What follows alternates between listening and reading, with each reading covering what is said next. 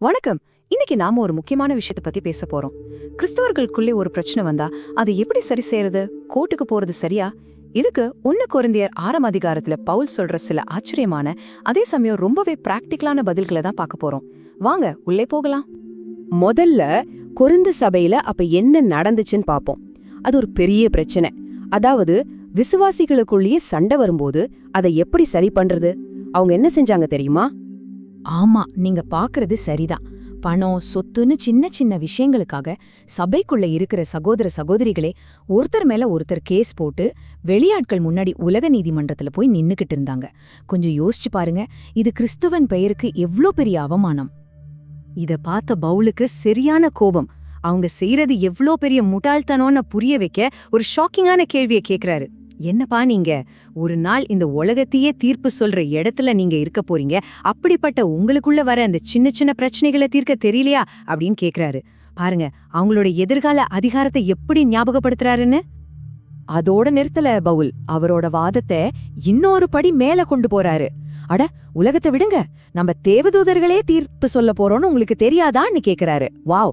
அப்போ இந்த உலகத்துல நடக்கிற சாதாரண பிரச்சனைகளுக்காக ஏன் வெளியில போறீங்கன்னு அவங்களோட உண்மையான ஸ்பிரிச்சுவல் ஸ்டேட்டஸை தட்டி எழுப்புறாரு.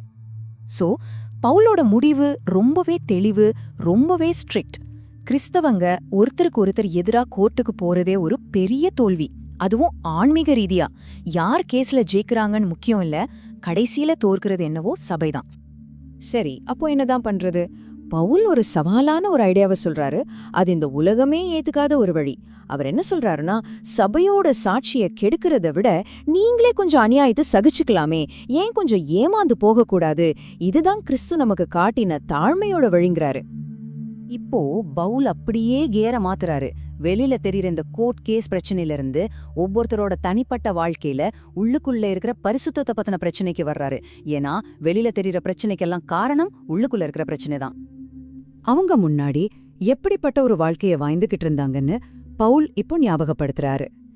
தேவனுடைய ராஜ்யத்துல இடமே இல்லாத சில காரியங்களை, அதாவது வேசித்தனம், சிலை வழிபாடு, திருட்டு, பேராசை, குடிவெறி, மத்தவங்களை தூஷிக்கிறது, கொள்ளையடிக்கிறது, இப்படி ஒரு பெரிய லிஸ்டையே சொல்றாரு.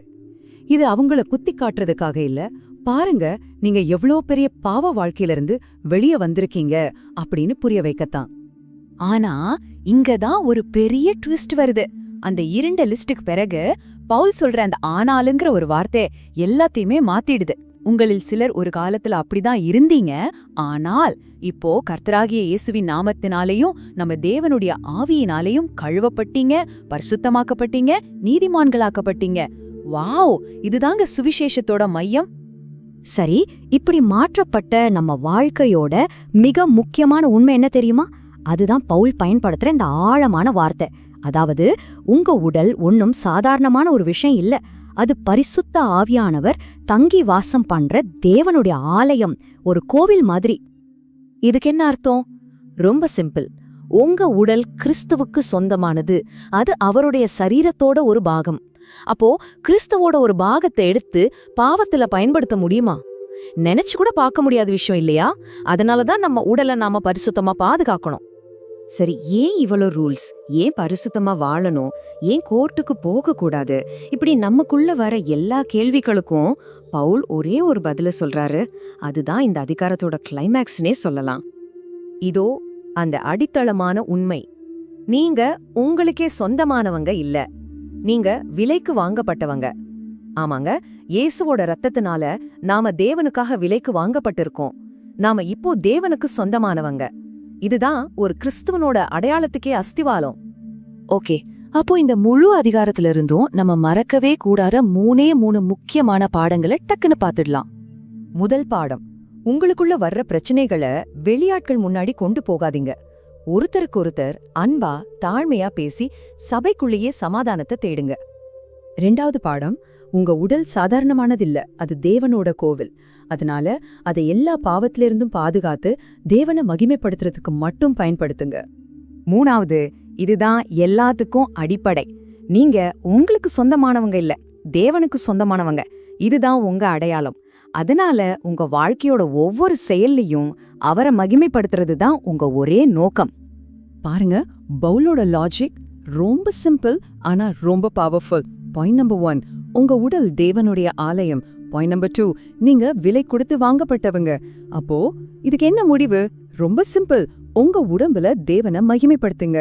இதுதான் நம்ம வாழ்க்கையோட லாஜிக்கா இருக்கணும். கடைசியா பவுல் சொல்ற அந்த வசனம் ஒரு அட்வைஸ் மட்டும் இல்ல, இது ஒரு கட்டளை. ஒவ்வொரு நாளும் நம்ம வாழ்க்கையில நம்ம ஃபாலோ பண்ண வேண்டிய ஒரு மந்திரம் மாதிரி. நம்ம செயல், நம்ம எண்ணம், நம்ம வார்த்தை எல்லாமே தேவனை மகிமைப்படுத்துறதா இருக்கணும். சரி, இந்த பகுதியோட இறுதியில உங்களுக்காக ஒரு கேள்வி. நாம இப்ப கத்துக்கிட்ட இந்த உண்மைகளை வச்சு இன்னைக்கு உங்க தனிப்பட்ட வாழ்க்கையில, உங்க உடம்புல, உங்க ஆவியில தேவனை நீங்க எப்படி மகிமைப்படுத்த போறீங்க? கொஞ்சம் யோசிச்சு பாருங்க.